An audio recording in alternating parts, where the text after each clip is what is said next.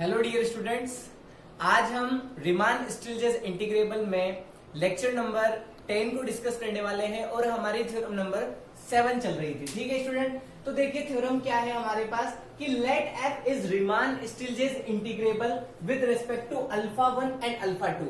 हमारे पास हमारा जो फंक्शन है वो जो है रीमान स्टिल्जेस इंटीग्रेबल है, बट वो किसके रेस्पेक्ट में, एक बार अल्फा 1 के रेस्पेक्ट में और एक बार अल्फा 2 के रेस्पेक्ट में। तो हमको क्या शो करना है, मतलब आपके पास इस तरह से रीमान स्टिल्जेस इंटीग्रेबल है अल्फा 1 के रेस्पेक्ट में और अल्फा 2 के रेस्पेक्ट में। तो हमको शो करना है कि जो हमारा फंक्शन है वो अल्फा 1 प्लस अल्फा 2 के रेस्पेक्ट में भी क्या होता है, रीमान स्टिल्जेस इंटीग्रेबल होता है।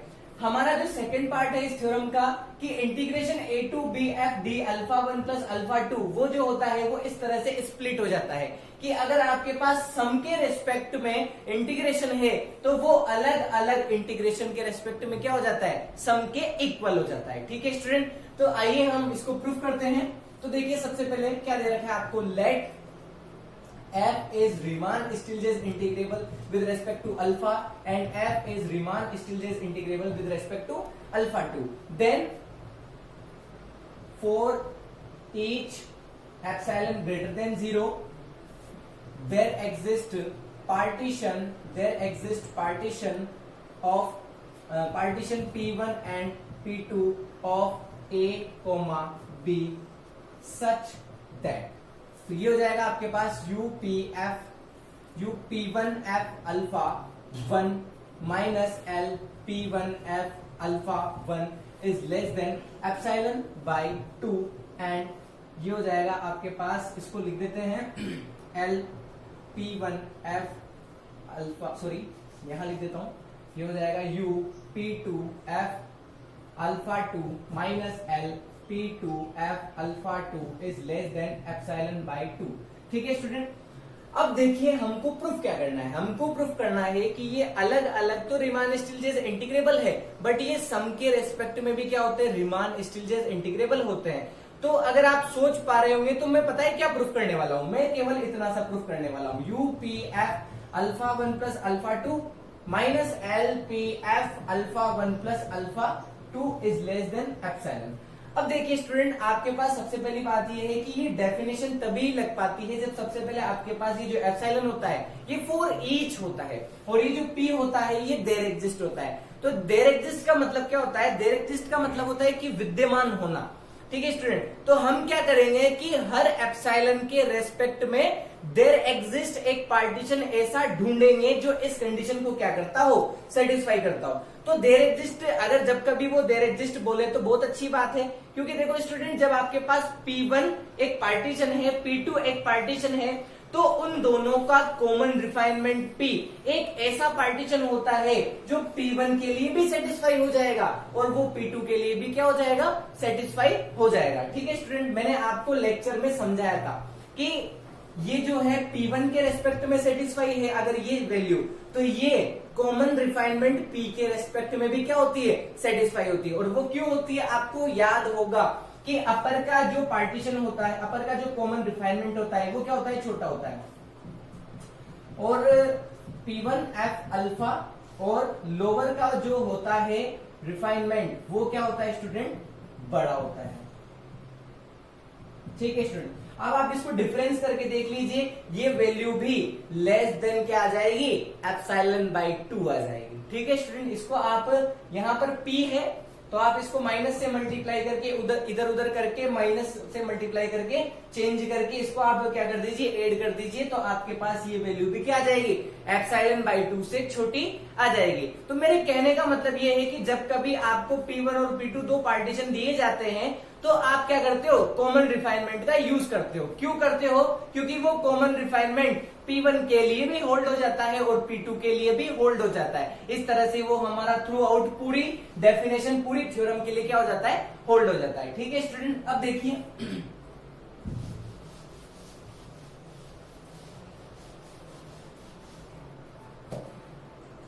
Late P be the common refinement of P1 and P2, then we know that, तब हम जानते हैं, क्या जानते हैं student, you P F alpha 1 minus L P F alpha 1 is less than epsilon by 2 you P F alpha 2 minus L P F alpha 2 is less than epsilon by 2। ठीक है student, ये आपके इक्वेशन नंबर फर्स्ट हो गई, ये आपके equation number second हो गई। ठीक है स्टूडेंट, नाउ अब देखिए student, let capital M R and small M R be the, वैसे सुप्रीमम और इन्फीमम वैसे पहले से ही चल रहे हैं, वो understood, be the supremum and infimum of F of X in R th sub interval X R minus 1 X R, then हम क्या लिख सकते हैं, then U P F alpha 1 plus alpha 2 is equals to summation, यहां पर जो function होता है उसका सुप्रीमम, तो ये हो जाएगा आपके पास, इसका सुप्रीमम एम आर है, डेल अल्फा आर है। ठीक है स्टूडेंट, पर यहाँ अल्फा आर नहीं है, यहाँ पर क्या है आपके पास, ये है अल्फा आर, तो इसको आप डायरेक्ट ऐसे समझ लीजिए, आप इसको लिख लीजिए, एक मिनट, इसको आप लिख लीजिए डायरेक्ट, अल्फा आर नोटेशन हम यूज नहीं ले पाएंगे, यहाँ पर अल्फा होता तो अल्फा आर ले लेते, तो हम इसको ऐसे डायरेक्टली यूज कर लेते हैं, क्योंकि जो डेल अल्फा आर होता है वो होता है alpha X R minus alpha X R minus 1। ठीक है स्टूडेंट, तो मैं इसको एक काम करता हूं, ये जो डेल अल्फा आर होता है ये ऐसा होता है, तो मेरे पास अल्फा होता है तब ये ऐसा लिखाई में आता है, तो अगर अल्फा प्लस 1 हो, अल्फा 1 प्लस अल्फा 2 होगा तो क्या लिखाई में आएगा, ये इस तरह से नोटेशन आ जाएगा लिखाई में, अल्फा की जगह अल्फा 1 प्लस अल्फा 2 लिखाई में आ जाएगा, तो इसको लिख लेते हैं अपन, ये लिखाई में आ जाएगा आपके पास alpha 1 plus alpha 2 X R minus alpha 1 plus alpha 2 X R minus 1। Student अब इसको आप सेपरेट कर लीजिए, एम आर ये हो जाएगा alpha 1 X R minus alpha 1 X R minus 1। ठीक है स्टूडेंट, और ये हो जाएगा आपके पास alpha 2 X R minus alpha 2 X R minus 1।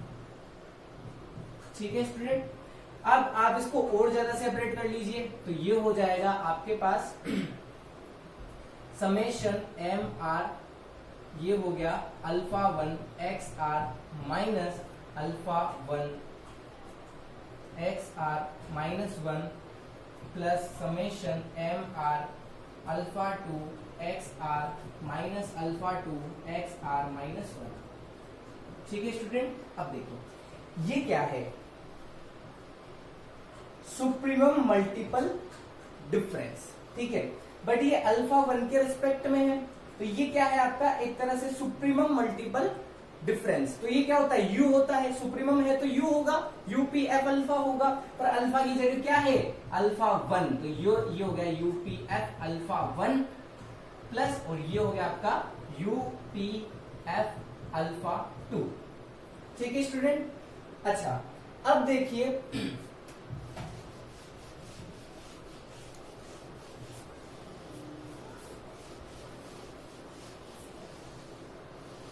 देखिए, तो सिमिलरली आपके पास ये तो वैल्यू आ गई UP alpha UP F alpha 1 plus alpha 2 की।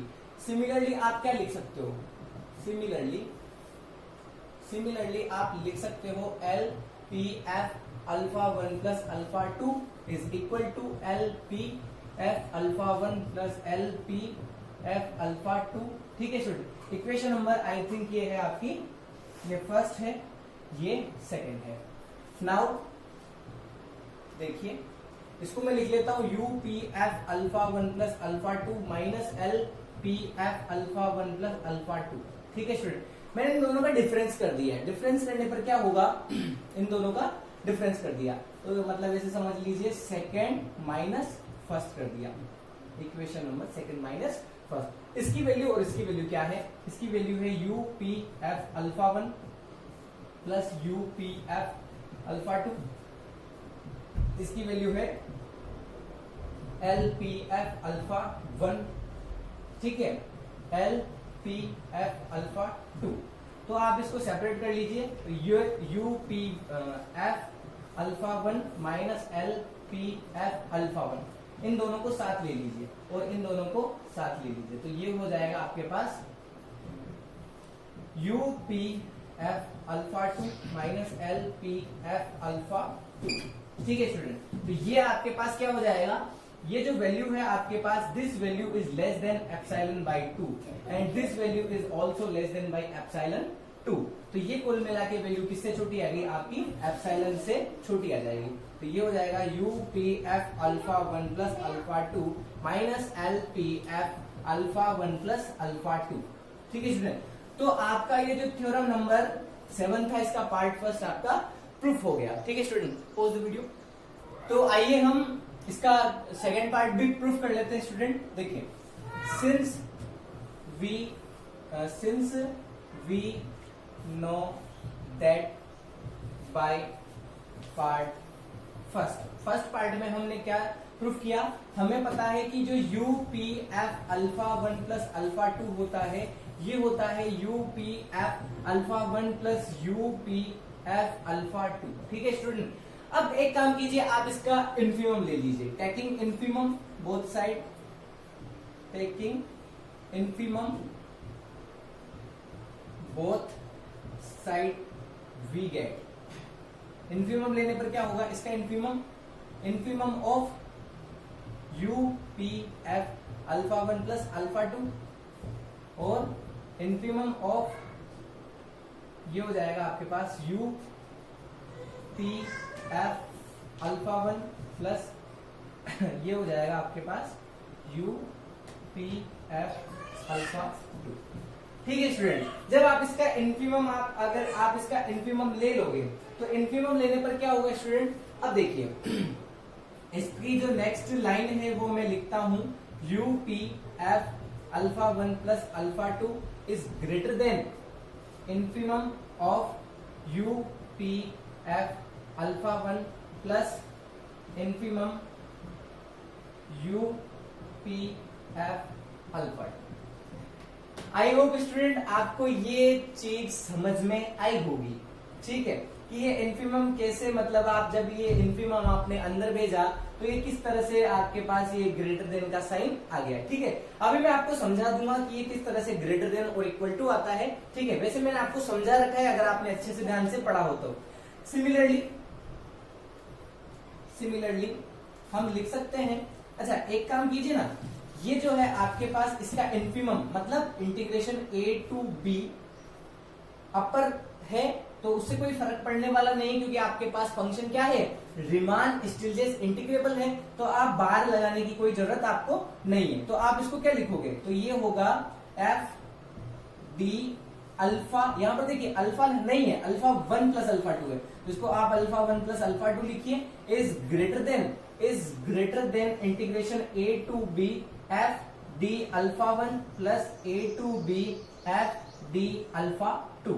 ठीक है, अब देखिए सिमिलरली आप इसको लिख सकते हो, integration a to b F D alpha 1 plus alpha 2 is less than a to b F D alpha 1 plus a to b F D alpha 2। क्यों, क्योंकि इस बार आप कौन सा रिजल्ट यूज करने वाले हो, आप इस बार ये वाला रिजल्ट आप यूज करना, तो ये होगा L P F alpha 1 plus alpha 2 is equal to L P F alpha 1 plus L P F alpha 2।